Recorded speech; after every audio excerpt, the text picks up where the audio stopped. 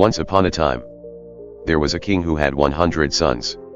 The youngest and 100th was Prince Gamini. He was very energetic, patient and kind. All the princes were sent to be taught by royal teachers. Even though Prince Gamini was 100th in line to the throne, he was lucky enough to have the best teacher. This guru had the most learning and was the wisest of them of all. He was like a father to Prince Gamini, who liked, respected, and obeyed him. In those days, it was the custom to send each educated prince to a different province.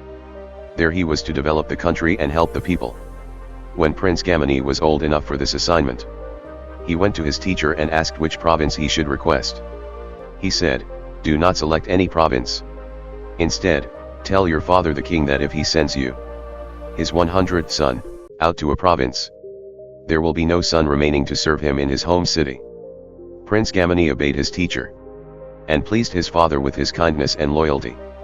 Then the prince went again to his teacher and asked, "How best can I serve my father and the people here in the capital city?"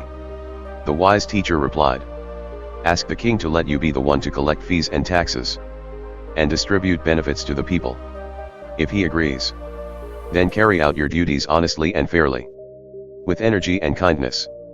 Again the prince followed his teacher's advice, trusting his 100th son.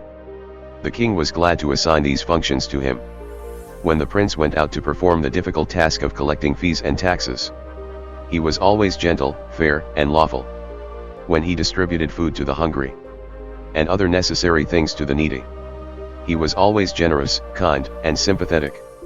Before long, the 100th prince gained the respect and affection of all. Eventually, the king came to be on his deathbed. His ministers asked him who should be the next king. He said that all his 100 sons had a right to succeed him, so it should be left up to the citizens. After he died, all the citizens agreed to make the 100th prince their next ruler. Because of his goodness, they crowned him King Gamini the Righteous. When the 99 older brothers heard what had happened, they thought they had been insulted. Filled with envy and rage, they prepared for war. They sent a message to King Gamini, which said, "We are all your elders. If we are ruled by the 100th prince, neighboring countries will laugh at us. Either you give up the kingdom, or we will take it by war."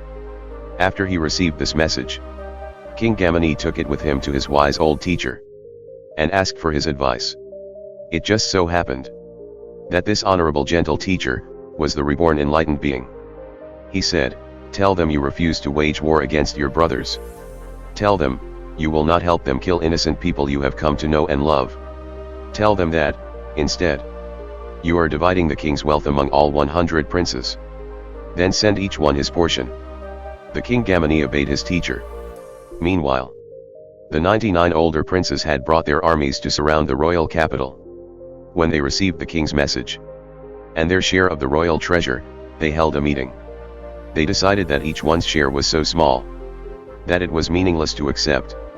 Therefore, they would not accept them. But then they realized that if they fought with King Gamini and then with each other, the kingdom itself would be divided into small worthless portions. Each small piece of the once great kingdom would be weak in the face of any unfriendly country. So, they sent back their portions of the royal treasure as offerings of peace, and accepted the rule of King Gamini. The king was pleased. He invited his brothers to the palace to celebrate the peace and unity of the kingdom. He entertained them in the most perfect ways, with generosity, pleasant conversation, providing instruction for their benefit, and treating all with even-handed courtesy. In this way, the king and the 99 princes became closer as friends than they had been as brothers. They were strong in their support of each other.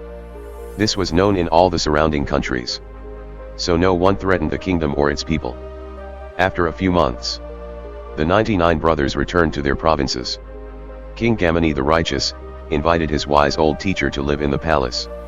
He honored him with great wealth and many gifts. He held a celebration for his respected teacher, saying to the full court, "I, who was the 100th prince among 100 worthy princes, owe all my success to the wise advice of my generous and understanding teacher. Likewise, all who follow their wise teacher's advice will earn prosperity and happiness, even the unity and strength of the kingdom." We owe it to my beloved teacher. The kingdom prospered under the reign of the generous and just rule of King Gamini. Thank you.